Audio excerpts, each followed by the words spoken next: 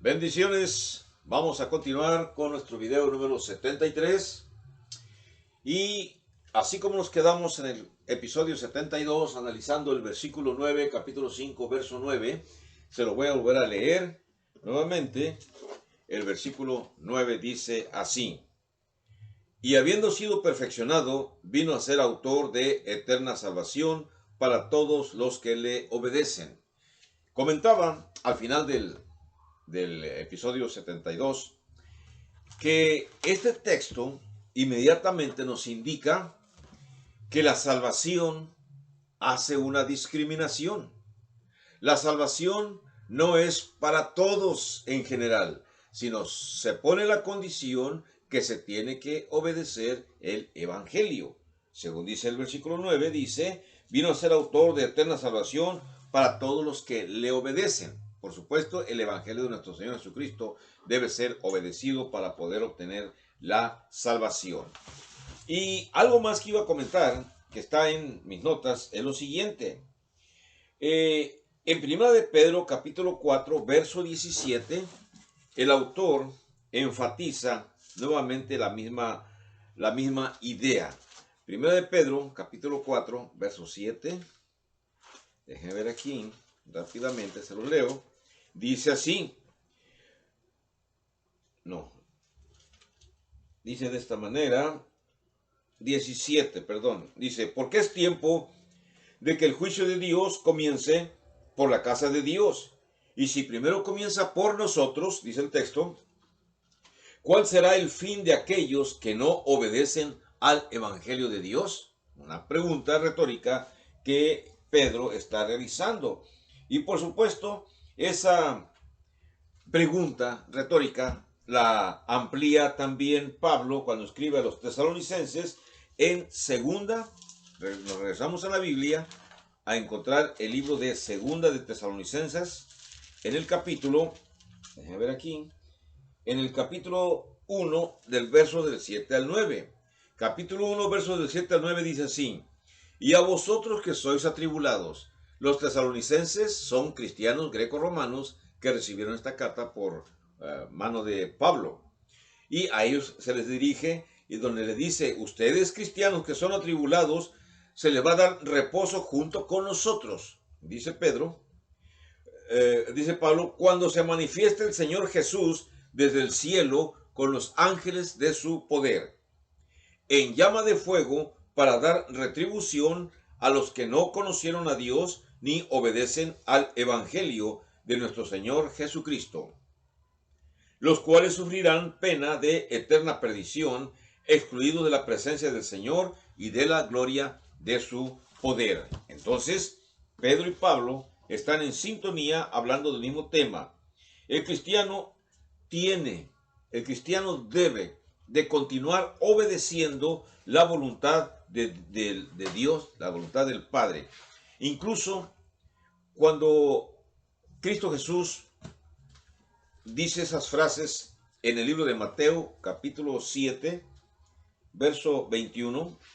Déjenme regresarme al libro de Mateo, capítulo 7, verso 21, donde Cristo Jesús, Mateo recoge las palabras de Cristo, donde dice el Señor, dice, no todo el que me dice, Señor, Señor, entrará en el reino de los cielos, sino solamente el que hace la voluntad de mi Padre que está en los cielos. ¿Note usted la diferencia entre el verbo decir, expresar, y el verbo hacer? No es lo mismo que una persona, cualquiera que sea, de cualquier grupo religioso, se dé golpes de pecho, se dé diciendo que es un gran cristiano, pero si no obedece el Evangelio, de nada sirve esa actitud de persona muy entregada a Dios, al Señor, si no ha obedecido el Evangelio. Podrá usted servir en cualquier grupo religioso, ser una de las personas más dedicados, más entregados en cuerpo y alma.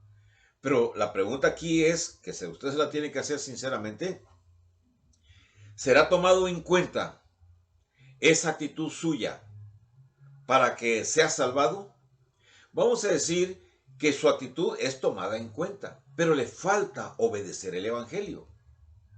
Eso es lo importante. O sea, el Evangelio es menospreciado por muchísimos religiosos que piensan que nada más con ser buenos y que conseguir con practicar la religión que nuestros padres nos enseñaron, que con eso ya es suficiente. Pero las Escrituras no mencionan esta circunstancia. Por eso necesitamos entender mucho más acerca de las Escrituras y mucho más acerca de la salvación. Miren, la obediencia tiene que seguir siempre en la vida del que cree. Ahora, usted dirá, es que yo ya creo, desde que tenía edad de adolescente, desde que tuve uso de razón, ya creo en Dios. Es correcto, usted cree en Dios, pero cree en Dios intelectualmente. Cree que Dios existe, cree que Dios hizo el universo y no está usted errado. Pero una cosa es creer y otra cosa es obedecer lo que Dios quiere que usted haga para obtener la salvación. Podrá usted creer muchísimo, incluso creer que usted ya está bien con Dios. Pero si su creencia no va de acuerdo con la obediencia del Evangelio, su creencia no tiene ningún valor. Los demonios también creen y tiemblan. Tiemblan porque saben cuál es el destino que les espera. Por eso, es verdad que solamente los que continúan obedeciendo constantemente, que obedecieron el Evangelio y siguen creyendo, son los que van a ser salvados por Cristo Jesús. Así que, como Cristo Jesús se sometió voluntariamente a la voluntad del Padre, así también nosotros, cada uno de nosotros, tenemos que someternos voluntariamente a realizar los mandamientos de Dios. Incluso aquellos mandamientos que no entendemos, aquellos mandamientos que no nos agradan. Por ejemplo, el que es borracho y es muy religioso y no le agrada el mandamiento que se menciona acerca de que debe dejar de tomar. Y dice, no, en esto estoy en desacuerdo totalmente. Yo quiero que Dios me salve, aunque yo siga practicando la costumbre del consumo de alcohol. Y no es así. Miren, Cristo por sí solo es Dios, Dios hombre, que hace posible la salvación en el mundo. La palabra griega para definir que Él es la fuente de la salvación es la palabra aitios. Aitios, que significa, prácticamente significa pionero, el primero, el que abre camino, el que va adelante. Eso es lo que significa el autor o la fuente de la salvación. Y esto es lo que hizo Jesús. Abrió un camino para que todos los demás que creamos en Cristo Jesús podamos continuar ese camino. No hay ninguna otra salvación. Usted podrá creer en Buda, podrá usted creer en la Virgen María, podrá usted creer esa doctrina acerca de que María también ascendió a los cielos, una doctrina que los obispos, los papas, promovieron muchos siglos atrás. Quizá vaya a tener oportunidad después de presentarles a ustedes algo acerca del cristianismo después del primer siglo, cómo avanzó. Va a ser muy interesante, muy importante saber para ampliar nuestro conocimiento.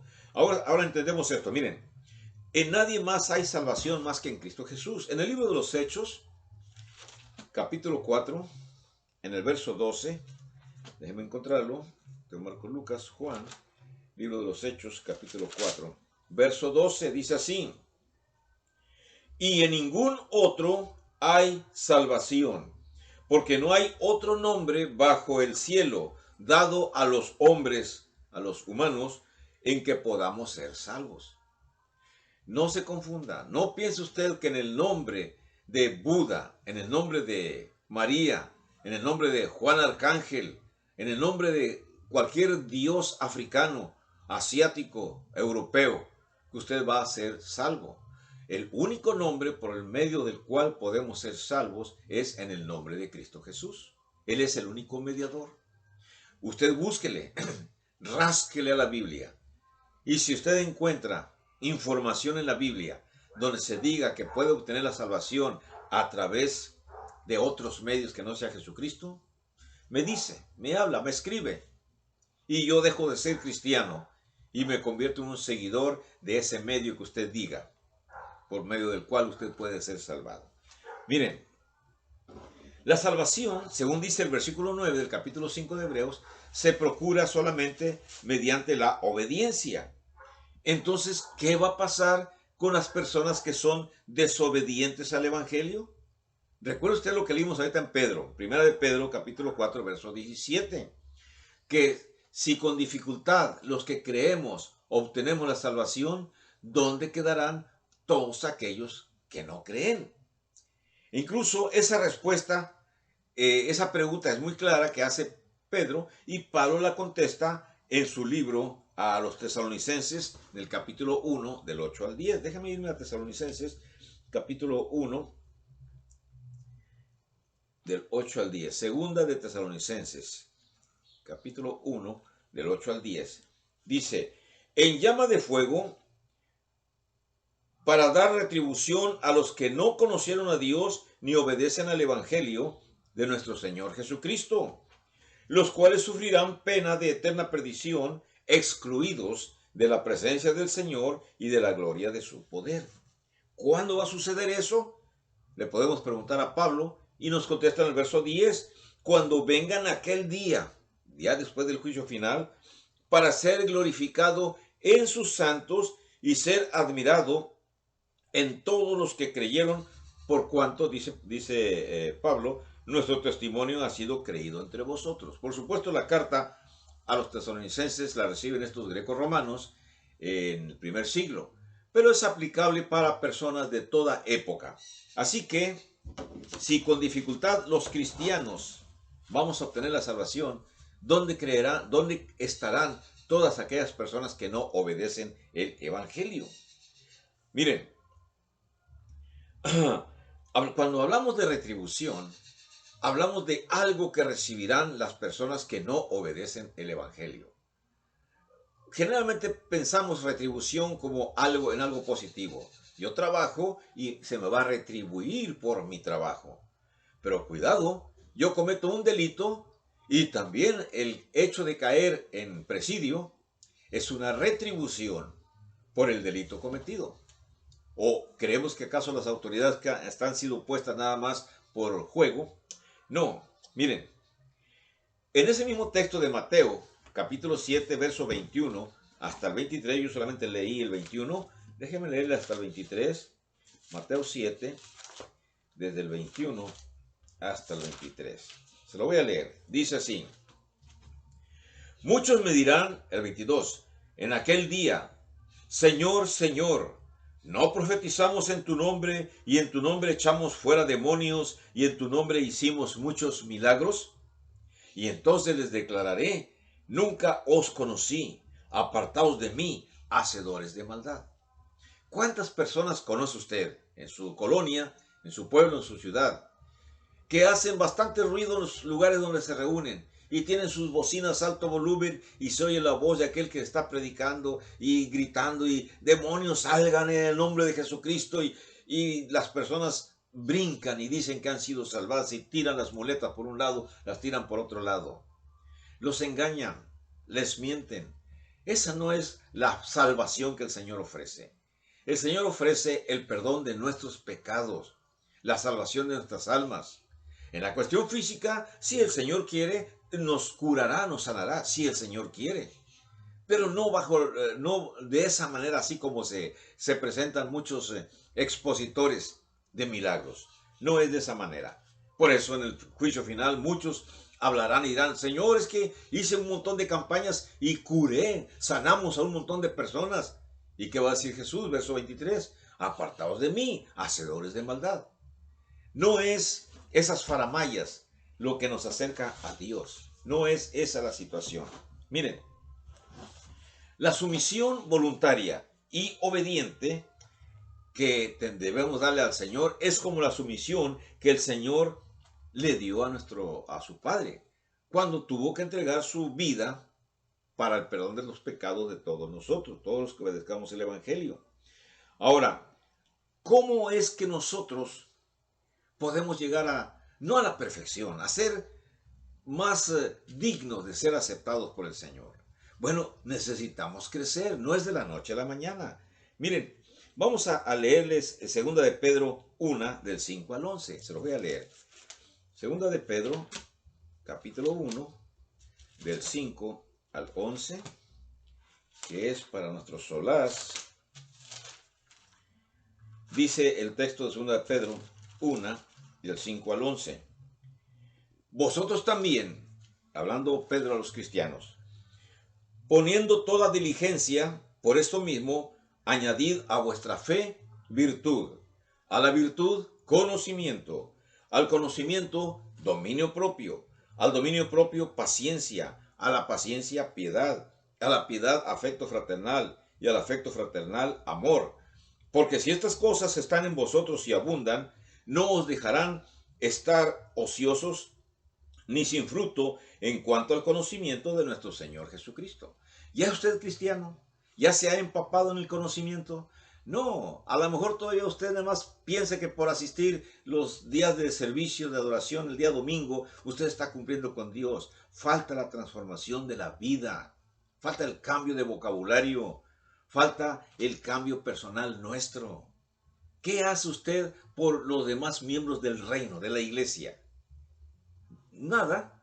Entonces a usted le falta mucho todavía. Mire, porque si estas cosas están en vosotros, dice Pedro en el verso 8, y abundan, no os dejarán estar ociosos ni sin fruto en cuanto al conocimiento de nuestro Señor Jesucristo. Pero el que no tiene estas cosas tiene la vista muy corta, verso 9, es ciego habiendo olvidado la purificación de sus antiguos pecados.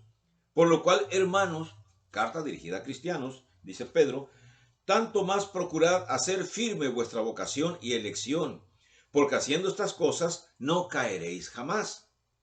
Porque de esta manera os será otorgada amplia y generosa entrada en el reino eterno de nuestro Señor y Salvador Jesucristo. Miren, ya estamos, al estar en la iglesia ya estamos en el reino, pero podemos perder la entrada al reino eterno, a la vida eterna. O sea, no se confunda, no piense, como dicen los bautistas, que una vez que usted es salvo, ya es salvo para siempre. Usted puede perder la salvación. Usted puede caer otra vez en la perdición. Todos podemos caer en pecado y volver al mundo de la perdición. Mire, la vida de Jesús fue una vida de ejemplo espiritual, de obediencia constante. Ahora, puede ser que usted conteste y diga, es que yo no soy Jesús, yo soy un humano. Bueno, pero nuestro Señor Jesucristo vino a la tierra y se hizo humano y vivió como un humano y experimentó todos los sufrimientos, todas las tentaciones que un humano puede experimentar.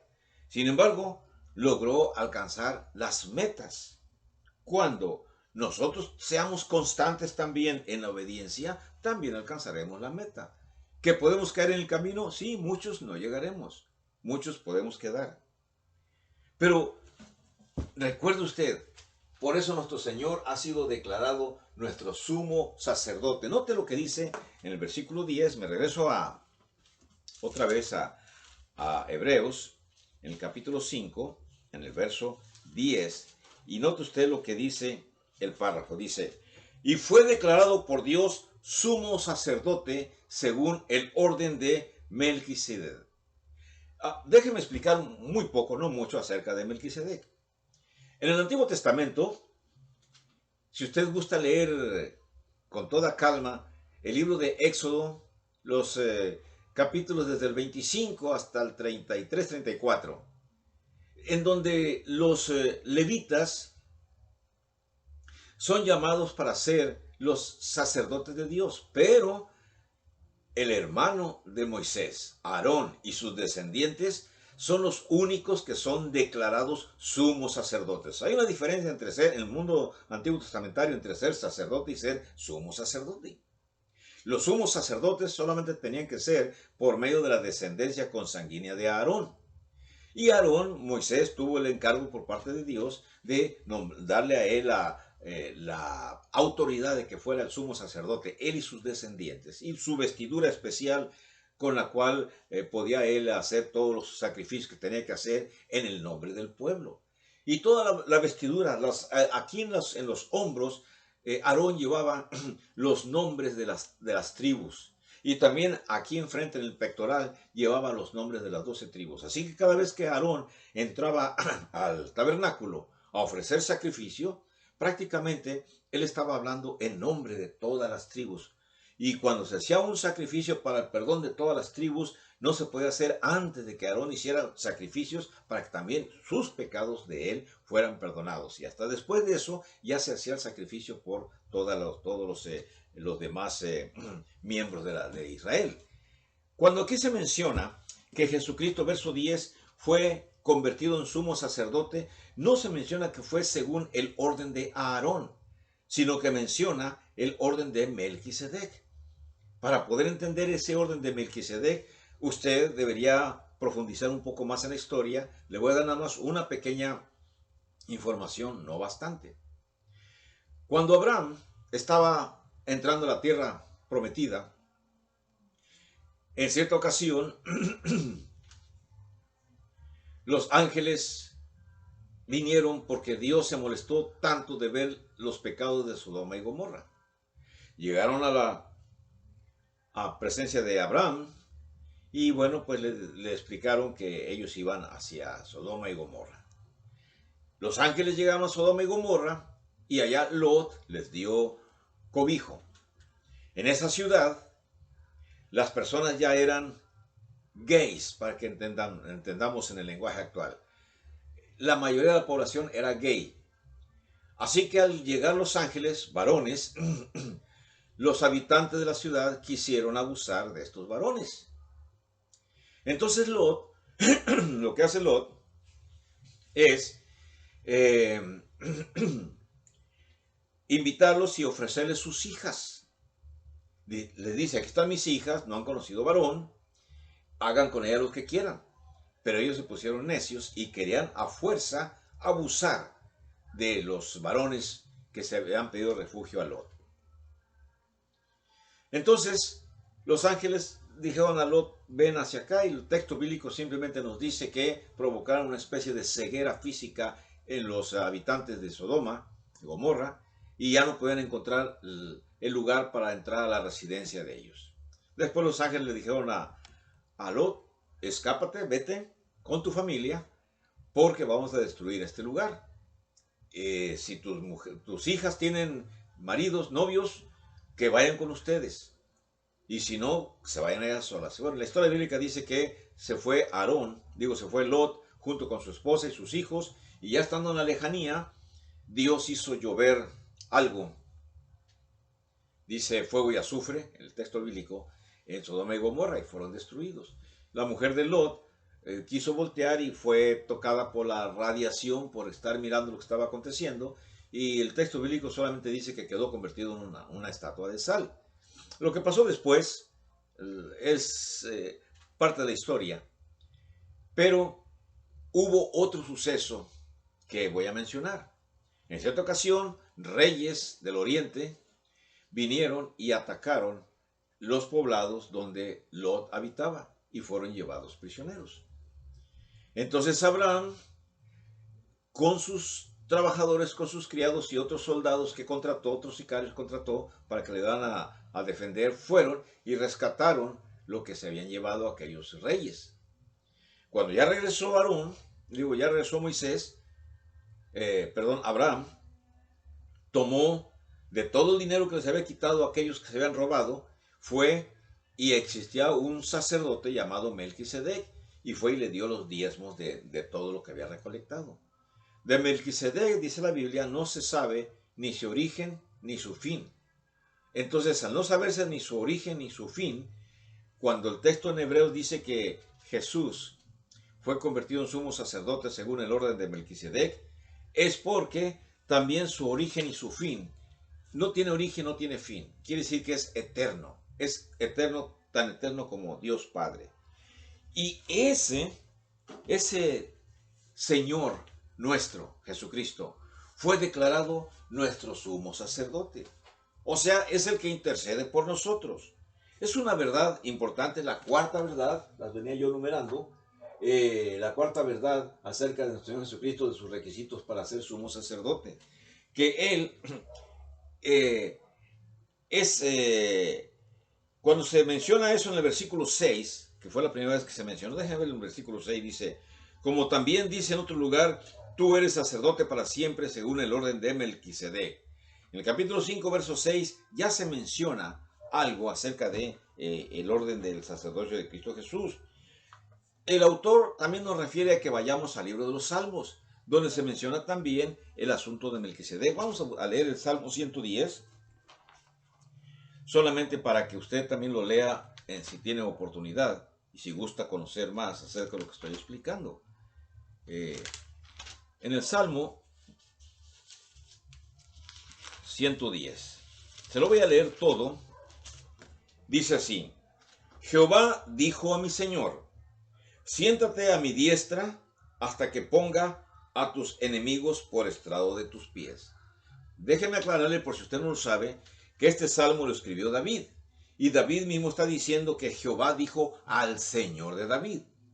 ¿Qué le dijo? Siéntate a mi diestra hasta que ponga a tus enemigos por estrado de tus pies. Jehová enviará desde Sión la vara de tu poder, domina en medio de tus enemigos, tu pueblo se te ofrecerá voluntariamente en el día de tu poder. En la hermosura de la santidad, desde el seno de la aurora, tienes tú el rocío de tu juventud. Juró Jehová y no se arrepentirá, tú eres sacerdote para siempre, según el orden de Melquisedec. El Señor está a tu diestra, quebrantará a los reyes en el día de su ira, juzgará entre las naciones, las llenará de cadáveres, quebrantará las cabezas en muchas tierras, del arroyo beberá en el camino, por lo cual levantará la cabeza. Este salmo le vamos a llamar salmo mesiánico. Aunque David lo escribió, pero la mayoría de los intérpretes bíblicos le llaman un salmo mesiánico porque las referencias aquí al Señor se está refiriendo a Jesucristo. Jesucristo a la derecha de Jehová. Y el mismo texto donde dice Jehová le dijo a mi Señor, siéntate a mi diestra. Padre, Dios Padre le dice a Dios Hijo, siéntate a mi diestra y todos tus enemigos los pondré bajo tus pies. Otra referencia a esta estación están, déjenme encontrarlos aquí, todas estas referencias que son importantes.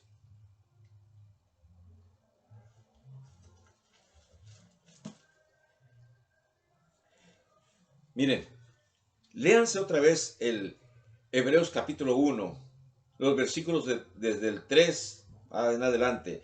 Dice el 3, el cual siendo el resplandor de su gloria y la imagen misma de su sustancia, capítulo 1, verso 3, y quien sustenta todas las cosas con la palabra de su poder, habiendo efectuado la purificación de nuestros pecados por medio de sí mismo, se sentó a la diestra de la majestad en las alturas.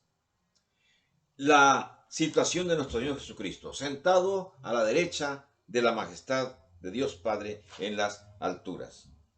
En el próximo video vamos a seguir hablando sobre este tema que vale la pena conocerlo. Dios los bendiga y en el siguiente video nos miramos. Que la pase bien. Hasta luego.